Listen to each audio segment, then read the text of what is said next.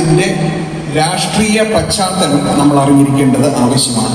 ചെറുത്തുനിൽപ്പുകളുടെ സിനിമകളുടെ ആ സിനിമകൾ ഉണ്ടായി വരുന്ന പശ്ചാത്തലം അറിഞ്ഞെങ്കിൽ മാത്രമേ നമുക്ക് ആ സിനിമ കൃത്യമായി ആസ്വദിക്കാൻ കഴിയുള്ളൂ എന്നുള്ളതാണ് വസ്തുത. അതുകൊണ്ട് മാത്രം ഈ സിനിമയുടെ ഇറാനിൽ ഈ സിനിമ ഉണ്ടായ രാഷ്ട്രീയ പശ്ചാത്തലത്തെ വളരെ ലളിതമായി വളരെ ഹ്രസ്വമായി പരിചയപ്പെടുത്താം എന്നാണ് ഞാൻ വിചാരിക്കുന്നത്. ഇറാന് നിങ്ങൾക്കറിയാം, ഇപ്പോൾ നമ്മൾ ഏറ്റവും കൂടുതൽ ചർച്ച ചെയ്യുന്ന വിഷയമാണ്. ഇറാൻ ഇന്ന് ലോകരാജ്യങ്ങളുടെ മുൻപിൽ തന്നെ ഇരയാക്കപ്പെട്ട ഒരു ലോകരാജ്യത്തിൻ്റെ പ്രതീതിയാണ് ഉള്ളത്. അത് അങ്ങനെ തന്നെയാണ് താൻ. അത് അമേരിക്കയുടെ സാമ്രാജ്യത്വത്തിൻ്റെ യുദ്ധക്കൊതി കൊണ്ടും സാമ്രാജ്യത്വ താല്പര്യങ്ങളുടെ സംരക്ഷകരായി മാത്രം അമേരിക്ക മാറി ഒരു ലോക പോലീസായി മാറുകയും ഒക്കെ ചെയ്തതിൻ്റെ പശ്ചാത്തലത്തിലാണ് ഇറാൻ ഇന്ന് ഇത്തരമൊരു ഭീഷണി നേരിടുന്ന രാജ്യമായി, ഒരു ഇരയാക്കപ്പെട്ട രാജ്യമായി നമ്മൾ കൊണ്ടാടുന്നത്, ഇറാനോടൊപ്പം നിൽക്കുന്നത്.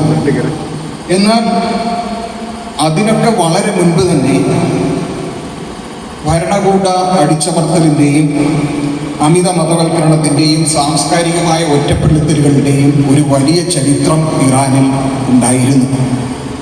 അങ്ങനെ ഒരു ഇറാനിലെ രാഷ്ട്രീയ കാലാവസ്ഥയിൽ നിന്നാണ് വളരെ ലോഭനീയമായ നിലയിൽ ഇറാനിയൻ ചലച്ചിത്ര മേഖല, ഇറാനിയൻ ചലച്ചിത്രങ്ങൾ ലോകത്തെ മുഴുവൻ കീഴടക്കിയത് എന്നുള്ളതാണ് ഒരു വസ്തുത. പനാഹിയെ പോലെയുള്ള ജാഫർ പനാഹിയെ പോലെയുള്ള ചലച്ചിത്ര നിർമ്മാതാക്കൾ, അദ്ദേഹത്തിന്റെ സമകാലീനരും ഉപദേഷ്ടാക്കളും ഒക്കെ ചേർന്ന് അവിടെ നിലനിന്നിരുന്ന സംസ്ഥാനത്തിന്റെ രാജ്യത്തിന്റെ സെൻസർഷിപ്പിനെ ഒരു കലയ്ക്കുള്ള ഉത്തേജനമാക്കി മാറ്റുകയായിരുന്നു. സെൻസർഷിപ്പിൽ പിറവിയെടുത്തതാണ് ഇറാനിലെ ലോകപ്രസിദ്ധമായ മിക്ക സിനിമകളും എന്നുള്ളതാണ് വസ്തുത.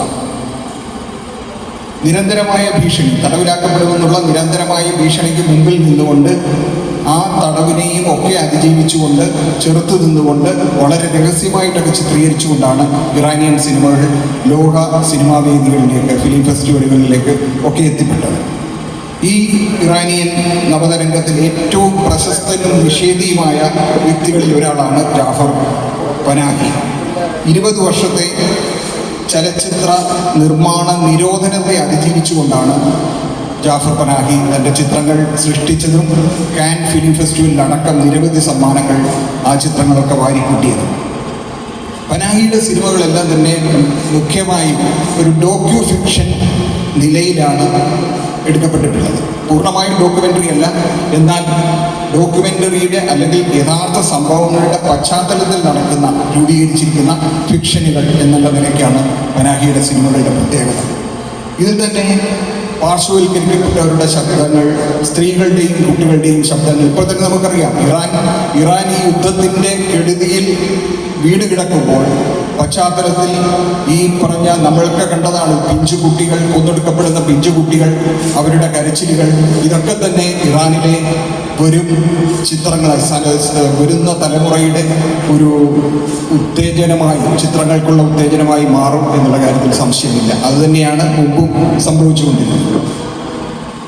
ഒരു പൂർണ്ണമായും സെൻസർഷിപ്പ്, വ്യക്തി സ്വാതന്ത്ര്യത്തിന്മേലുള്ള കടന്നുകയറ്റം, അതുപോലെ തന്നെ ഒരു മതനിയന്ത്രിത ഭരണകൂടത്തിൽ ജീവിക്കുമ്പോൾ നാം നേരിടുന്ന അസ്വസ്ഥതകൾ, ഇതൊക്കെ തന്നെ ഇറാനിയൻ ചലച്ചിത്രങ്ങളുടെ, പ്രത്യേകിച്ച് പനാഹിയുടെ ചലച്ചിത്രത്തിൻ്റെ പ്രത്യേകതയായിട്ടുണ്ട്.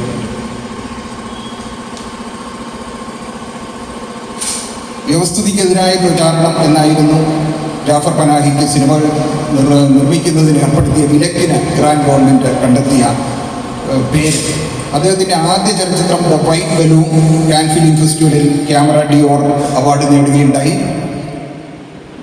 അതുപോലെ തന്നെ this is not a film എന്ന ഡോക്യുമെൻ്ററി ഇറാനിൽ അദ്ദേഹം ഒളിവിലിരുന്ന് ചിത്രീകരിച്ചിട്ട് ഒരു കേക്കിനുള്ളിൽ ഒളിപ്പിച്ച ഒരു പെൻഡ്രൈവിലാണ് ഫെസ്റ്റിവലിലേക്ക് എത്തിപ്പെട്ടത്.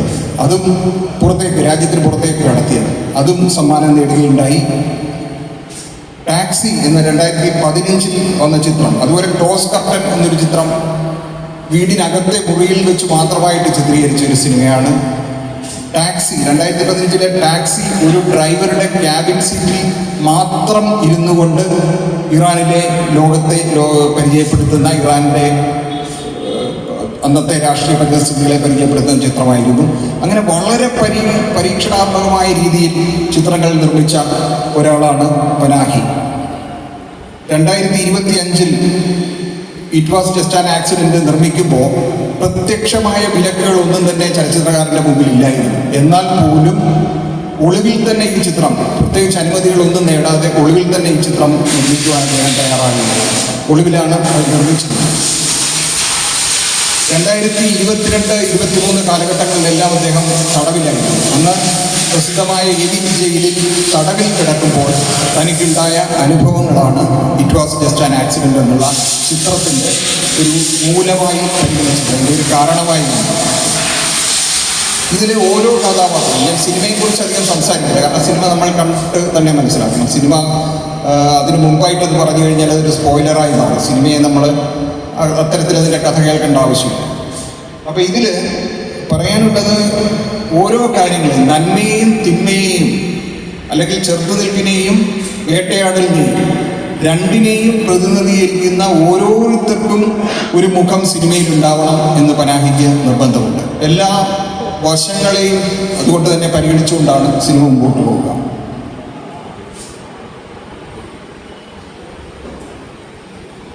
ശബ്ദം ഒരു വളരെ എഫക്റ്റീവായി ഉപയോഗിക്കപ്പെട്ടിരിക്കുന്ന ഒരു സിനിമയാണ് it was just an accident.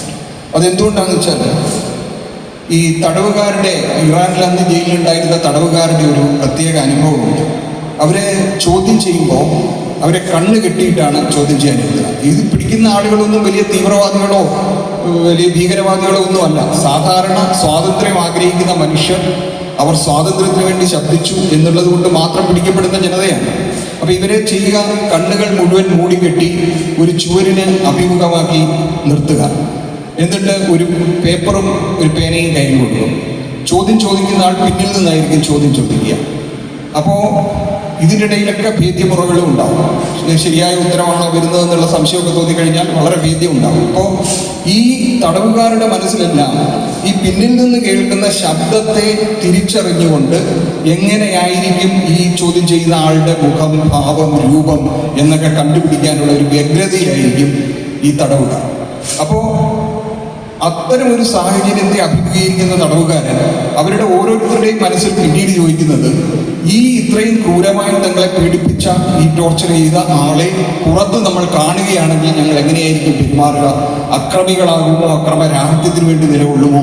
എന്നൊക്കെയുള്ള ഇതൊക്കെ മനുഷ്യൻ്റെ മനസ്സിൽ എക്കാലത്തും നിലനിൽക്കുന്ന സംശയങ്ങളാണ്. അപ്പം ഇങ്ങനെ ഒരു പരിതസ്ഥിതിയിൽ ഇത്തരമൊരു ചോദ്യം പനാഹിയുടെ മനസ്സിൽ ഉടലെടുത്തതിൽ നിന്നാണ് സിനിമ ആത്യന്തികമായി അതിൻ്റെ രൂപം കൊള്ളലിലേക്ക് മാറിയത്.